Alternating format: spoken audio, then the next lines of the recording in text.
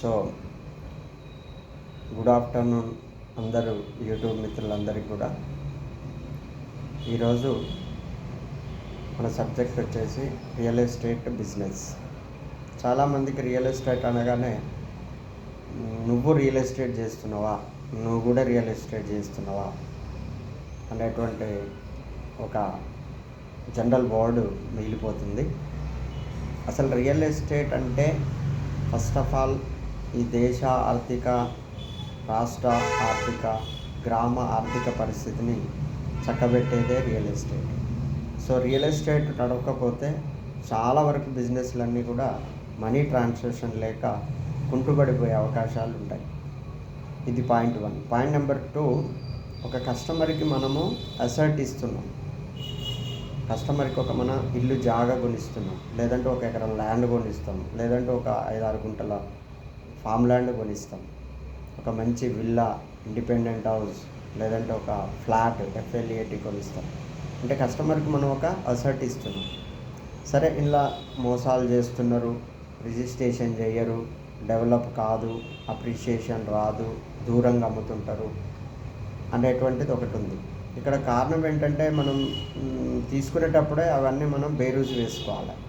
అంటే ఇది సిటీకి ఎంత దూరం ఉంది, భవిష్యత్తులో ఇక్కడ ఎలాంటి అభివృద్ధికి ఆస్కారం ఉంది, సో చుట్టూ రోడ్డు కనెక్టివిటీ ఎట్లా ఉంది, ఎడ్యుకేషన్ ఇన్స్టిట్యూట్స్ ఏమున్నాయి, హెల్త్కి సంబంధించిన హాస్పిటల్స్ ఏమున్నాయి, కనెక్టివిటీ రోడ్స్ ఏమున్నాయి, బస్సెస్ అవైలబిలిటీ ఉన్నాయా లేవా, సిటీకి ఎంత దూరం ఉంది, ఇవన్నీ కూడా అంచనా వేసుకొని మనం తీసుకోవాలి. ఇంకొకటి, కంపెనీ విషయానికి వస్తే అసలు ఆ కంపెనీ ఓనర్ ఎవరు, ఆ చైర్మన్ లేదా డైరెక్టర్, మేనేజింగ్ డైరెక్టర్ ఎవరైతే ఉన్నారో అతని యొక్క ఎథిక్స్, వాల్యూస్, పాత హిస్టరీ ఎట్లా ఉంది, గత 10 సంవత్సరాల నుంచి నేను ఎక్కడైనా కస్టమర్ని ఇబ్బంది పెట్టినటువంటి, రిజిస్ట్రేషన్ చేయనటువంటి ఏమన్నా కేసెస్ ఉన్నాయా, ఇష్యూస్ ఉన్నాయా అనేది మనం రీచెక్ చేసుకోవాలి.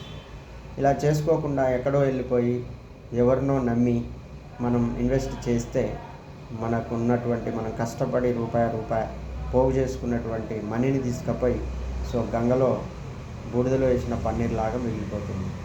అయితే నేను చేసేటువంటి వెంచర్స్, మనం ఏదైతే నేను తీసుకుంటే ఎలా ఉంటుందో మనం కూడా అలాంటివే అమ్ముతూ ఉంటాం.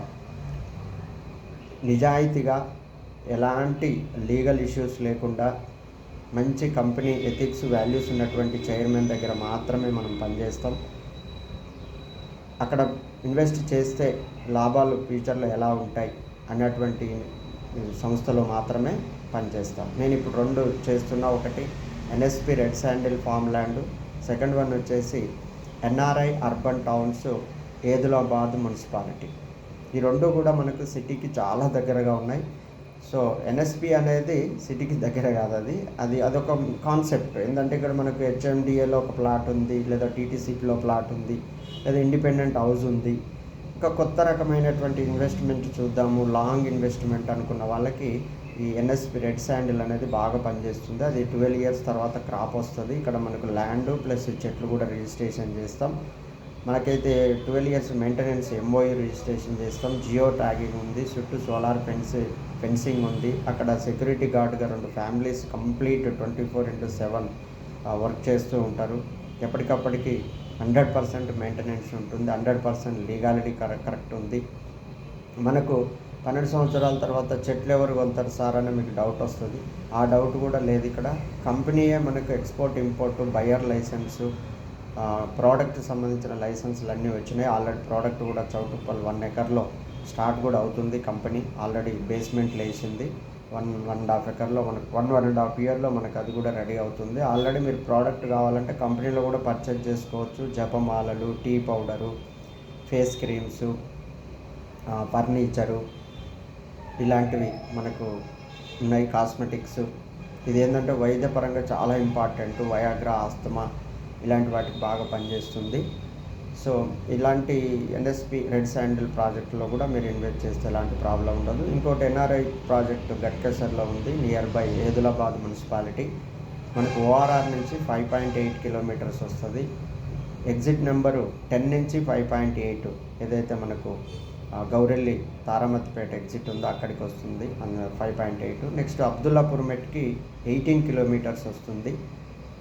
తర్వాత పోచారం ఇన్ఫోసిస్కి 12 కిలోమీటర్స్ వస్తుంది, ఎయిమ్స్ బీబీ నగర్కి 15 కిలోమీటర్స్ వస్తుంది, యాదగిరిగుట్టకి 20 కిలోమీటర్స్ వస్తుంది. ఎయిర్పోర్ట్కు మనం 9th అంటే గట్కేసర్ ఎగ్జిట్లో ఎక్కితే మనకు 30-35 మినిట్స్లో శంషాబాద్ ఎయిర్పోర్ట్ అంటే 13-14 ఎగ్జిట్ నెంబర్లో మనం దిగిపోవచ్చు. కాబట్టి అక్కడ కూడా దగ్గర ఉంటుంది. హైటెక్ సిటీకి మనకు మ్యాక్సిమం 1 అవర్లో మనం రీచ్ అవ్వచ్చు.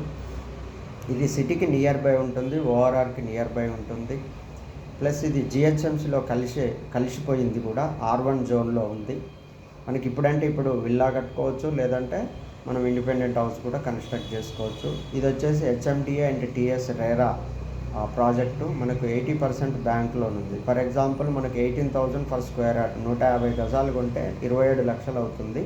అందులో మనము 5 to 6 lakhs పే చేసుకుంటే మిగతా 22-23 ఏదైతుందో మనకు Yes Bank, next IDBI, next Tata Capital నుంచి లోన్ కూడా అవకాశం ఉంది. సో ఇక్కడ వెంచర్ డెవలప్మెంట్స్ వచ్చి మనకి 100 feet to 30 feet CC roads, street lights, under ground drainage, under ground electricity ఉంది. ఇది అద్భుతము. ఇది జనరల్గా విల్లా ప్రాజెక్ట్స్, పెద్ద ప్రాజెక్టులో మాత్రమే అండర్ గ్రౌండ్ ఎలక్ట్రిసిటీ ఇస్తారు. ఇక్కడ మాత్రం నార్మల్ ఓపెన్ హెచ్ఎండిఏ ప్లాట్స్కి వీళ్ళు అండర్ గ్రౌండ్ ఎలక్ట్రిసిటీ ఇవ్వటం జరిగింది. Next club house, swimming pool, పక్కనే ఒక 10 acres cricket ground, basketball court, gym and amphitheatre, ఇవన్నిటికి కూడా మనం ప్లేస్ ఆల్రెడీ అలోకేట్ చేయడం జరిగింది. మొత్తం ఒక 6 to 7 square yards దీనికే కేటాయించడం జరిగింది. మీరు సైట్ చూడండి. ఫస్ట్ ఆఫ్ ఆల్ ఇన్వెస్టరు ఎక్కడైనా ఇన్వెస్ట్ చేయొచ్చు, బట్ మీరు ఇన్వెస్ట్ చేసే ఇన్వెస్ట్మెంటు కరెక్ట్ ప్లేస్లో, కరెక్ట్ కంపెనీలో, కరెక్ట్ రేటుకు మనం ఇన్వెస్ట్ చేస్తున్నామా అనేది మనం చూసుకోవాలి. కరెక్ట్ టైంలో చేస్తున్నామా? ఇప్పుడు ఈ టైం అంతా కూడా buyers time, not sellers time. ఈ టైం అంతా కూడా కొనుక్కునే టైం. మళ్ళీ ఎప్పుడైతే మనకు రేట్స్ ఇంక్రీజ్ అయితే మనం అప్పుడు ఈజీగా సేల్ చేయడానికి అవకాశం ఉంటుంది. ఇక్కడ మీరు 3 to 4 yearsలో మీరు పెట్టిన ఇన్వెస్ట్మెంటు డబల్ అయ్యే ఆస్కారం 101% ఉంది. మీరు నమ్మండి, నన్ను నమ్మండి, మీరు నాతో జర్నీ చేయండి. మీరు ఒకసారి వచ్చి చూడండి. మీకు చూసిన తర్వాత నేను కంపెనీ చైర్మన్ అండ్ ప్రాజెక్ట్ నచ్చిన తర్వాతనే మీరు ఇన్వెస్ట్ చేయటం కానీ లేదా ఎవరికన్నా రిఫరెన్స్ ఇవ్వటం కానీ చేయండి. సో అన్ని కంపెనీలు అలా ఉండవు. ఏదో 100లో 5-10 కంపెనీలు మోసం చేస్తూ ఉన్నాయి కూడా.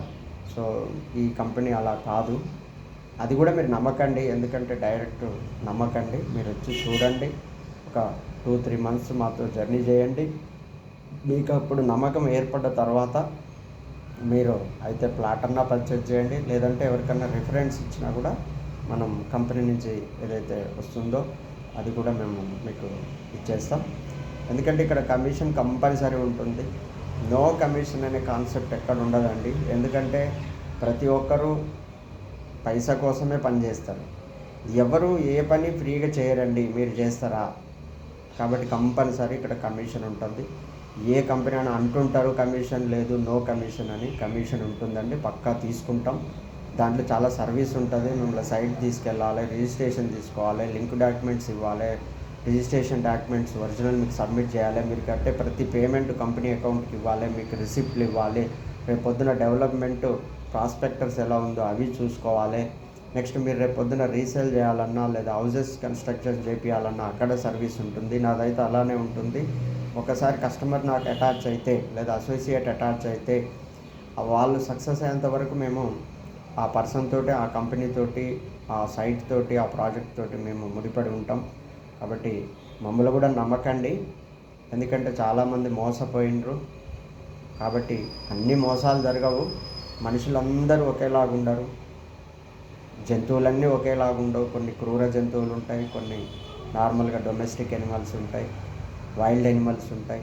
వైల్డ్ ఎనిమల్స్లో కొన్ని సాధుపూర్వకంగా ఉంటాయి, మరియు మనకు డొమెస్టిక్ ఎనిమల్స్ కూడా కొన్ని రాక్షసత్వం ప్రదర్శిస్తాయి. కాబట్టి మీరు 10 చేస్తే 1-2 పోతే పోవచ్చు, ఎందుకంటే అది కామను. ఎందుకంటే అన్నీ సక్సెస్ అయితే మనం దేవుళ్ళం అవుతాం, మనుషులం కాదు. సో కాబట్టి నన్ను నమ్మండి.